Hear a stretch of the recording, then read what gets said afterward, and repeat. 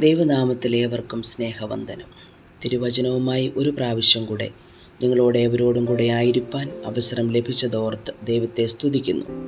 2024 ആണ്ട് ഓഗസ്റ്റ് മാസവും നമ്മളെ വിട്ട് കടന്നുപോയി. 9-ാം മാസത്തിൻ്റെ ഈ 3-ാം ഞായറാഴ്ച വരെയും നമ്മളെ ക്ഷേമത്തോടെ കാത്തുപരിപാലിച്ച ദൈവത്തിന് നമുക്ക് സ്തോത്രം പറയാം. സഭയിലെ മുതിർന്ന പൗരന്മാരെ ഓർക്കുകയും അവർക്ക് വേണ്ടി പ്രത്യേകം പ്രാർത്ഥിക്കുകയും അവരുടെ ജീവിതാനുഭവങ്ങളെ ഓർത്ത് ദൈവത്തിന് സ്തോത്രം കരയേറ്റുകയും ചെയ്യുന്ന ദിവസമാണല്ലോ ഇന്ന്. മുതിർന്ന പൗരർ തലമുറകളുടെ മാതൃക, senior citizens model for the generations എന്നുള്ളതാണല്ലോ ഇന്ന് സഭയായി തിരഞ്ഞെടുത്തിരിക്കുന്ന ചിന്താവിഷയം.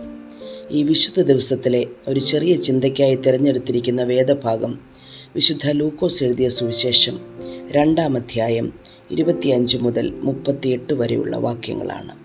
അതിൻ്റെ 29, 30, 31 വരെയുള്ള വാക്യങ്ങൾ ഇങ്ങനെ വായിക്കുന്നു. ഇപ്പോൾ നാഥ, തിരുവചനം പോലെ നീ അടിയനെ സമാധാനത്തോടെ വിട്ടയക്കുന്നു.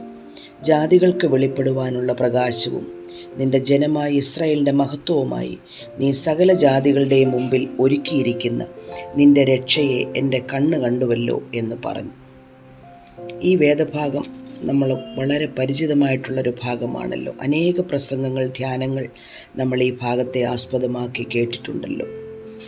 ഈ ഭാഗത്ത് ശിമ്യോനെ കുറിച്ചാണല്ലോ പറഞ്ഞിരിക്കുന്നത്. ശിമ്യോനെ കുറിച്ച് പറഞ്ഞിരിക്കുന്നത് നീതിമാനും ഇസ്രായേലിൻ്റെ ആശ്വാസത്തിനായി കാത്തിരുന്നവനും പരിശുദ്ധാത്മാവ് നിറഞ്ഞവനുമായിരുന്നു എന്നാണ്. പരിശുദ്ധാത്മ നിയോഗത്തിൽ ഇസ്രായേലിൻ്റെ ആശ്വാസത്തിനായി കാത്തിരുന്ന ഈ നീതിമാൻ്റെ ധന്യമായ ജീവിതത്തിൻ്റെ സാക്ഷാത്കാരമായിരുന്നു യേശുക്രിസ്തുവിനെ നേരിൽ കാണുവാൻ കഴിഞ്ഞത്.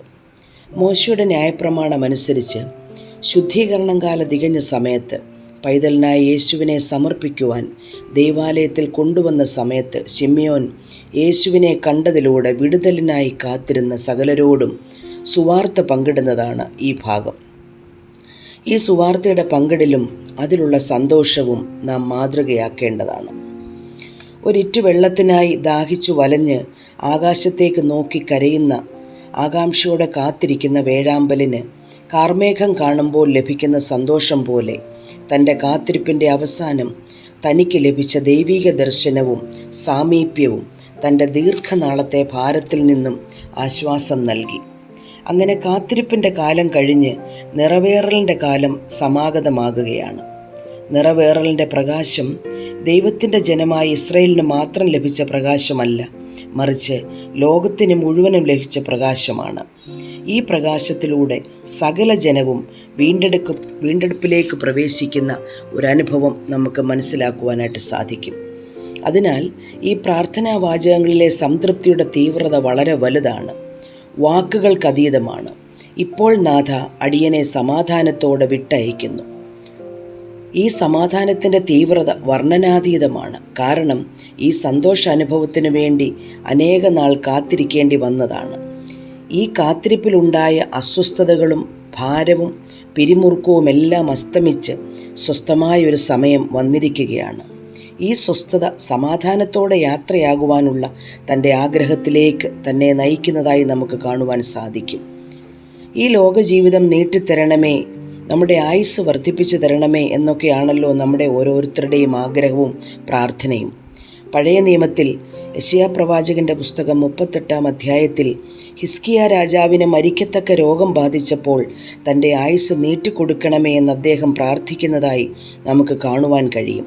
എന്നാൽ തനിക്ക് ലഭിക്കേണ്ട ഭാഗ്യം ലഭിച്ചു എന്ന ആത്മസംതൃപ്തിയിൽ ശിമ്യോൻ തൻ്റെ ജീവിതയാത്ര അവസാനിപ്പിച്ച് സുന്ദരമായ ആ തീരത്തെ സ്വീകരിക്കുവാൻ സന്തോഷത്തോടെ ഒരുങ്ങുന്നതായി നമുക്ക് മനസ്സിലാക്കാം. അതുപോലെ ശിമ്യോൻ്റെ പ്രാർത്ഥനയ്ക്ക് ഒരു അടിസ്ഥാനമുണ്ടായിരുന്നു. ഇപ്പോൾ നാഥ, തിരുവചനം പോലെ അടിയനെ സമാധാനത്തോടെ വിട്ടയക്കുന്നു. കർത്താവിൻ്റെ ക്രിസ്തുവിനെ കാണും മുമ്പേ മരണം കാണുകയില്ല എന്ന ദൈവവാഗ്ദാനം ശിമ്യോനുണ്ടായിരുന്നു. ഈ മാറ്റമില്ലാത്ത വാക്കുകളുടെ പൂർത്തീകരണമാണ് ഈ പ്രാർത്ഥനയുടെ അടിസ്ഥാനം. വചനം ജഡാവതാരം ചെയ്ത യേശുക്രിസ്തുവിനെ തൻ്റെ കരങ്ങളിലെടുക്കുവാൻ തനിക്ക് ലഭിച്ച മഹത്തായ പദവിക്ക് അടിസ്ഥാനം ദൈവഹിതത്തിലുള്ള അടിയുറച്ച വിശ്വാസവും ദൈവവചന സാക്ഷാത്കാരത്തിനായുള്ള അവിശ്രമമായ കാത്തിരിപ്പുമാണ്. ദൈവിക ഉടമ്പടി നിർവഹിക്കപ്പെട്ടതോടെ തൻ്റെ അഭിലാഷത്തിൻ്റെ പരിപൂർത്തിയും സാധ്യമാകുന്നു. ഈ പരിപൂർത്തി ലോകത്തോട് ഒരു വലിയ സത്യം വിളിച്ചറിയിക്കുന്നു. തിരുവചനം പോലെ ലോകത്തിൽ നടക്കേണ്ടത് നടക്കും. ആയതിനാൽ തിരുവചനം പോലെ സംഭവിക്കുവാൻ നമ്മളെ ഓരോരുത്തരെയും സമർപ്പിക്കുന്നുവെന്ന് ശിമിയോനോട് ചേർന്ന് നമുക്കും ഈ പ്രഭാതത്തിൽ പറയാം. അങ്ങനെ സംതൃപ്ത ജീവിതം നയിച്ച ശിമ്യോൻ നമുക്കൊരു മാതൃകയാവട്ടെ. അതുപോലെ ലൂക്കോസിൻ്റെ സുവിശേഷം 2-ാം അധ്യായം 30-31 വാക്യങ്ങളിൽ ജാതികൾക്ക് വെളിപ്പെടുവാനുള്ള പ്രകാശം, ഇസ്രായേലിൻ്റെ മഹത്വം, സകല ജാതികളുടെയും രക്ഷകൻ തുടങ്ങിയ ശിമ്യോൻ്റെ മശിഹായെപ്പറ്റിയുള്ള ദർശനങ്ങളെ നമുക്ക് വായിക്കുവാൻ കഴിയും. ഇന്ന് നാം അധിവസിക്കുന്ന സമൂഹം പല കാര്യങ്ങളിലും അന്ധകാരപൂരിതമായിരിക്കുന്നു. ആഗോളവൽക്കരണം ഉയർത്തുന്ന വെല്ലുവിളികളിൽ ഉള്ളവനും ഇല്ലാത്തവനും തമ്മിലുള്ള അന്തരം വർദ്ധിച്ചു വരികയാണ്. ഇല്ലാത്തവൻ്റെ ജീവിതം അന്ധകാരപൂരിതമാകുമ്പോൾ ഇസ്രായേലിൻ്റെ മഹത്വവും സർവ്വജാതികൾക്കും വെളിപ്പെടുവാനുള്ള രക്ഷകനുമായ യേശുവിനെ എങ്ങനെ നമുക്ക് സ്വീകരിക്കുവാൻ കഴിയും? ഇവിടെ ശിമ്യോനെ പോലെ, ഇപ്പോൾ നാഥ, തിരുവചനം പോലെ നീ അടിയനെ സമാധാനത്തോടെ വിട്ടയക്കുന്നുവെന്ന് പറയണമെങ്കിൽ ഈ യേശുക്രിസ്തുവിൻ്റെ മാതൃക നമ്മിലും ഉണ്ടാകണം. നാമും മറ്റുള്ളവർക്ക് മഹത്വമായും മറ്റുള്ളവർക്ക് പ്രകാശമായും തീരണം. അപ്രകാരം ശിമ്യോനെ പോലെ ദൈവവചന നിവൃത്തിക്കായി ആകാംക്ഷയോടെ കാത്തിരിക്കുന്നവരും ദൈവവചനത്തിലുള്ള അടിയുറച്ച വിശ്വാസവുമുള്ളവരായി നമുക്ക് ജീവിക്കാം.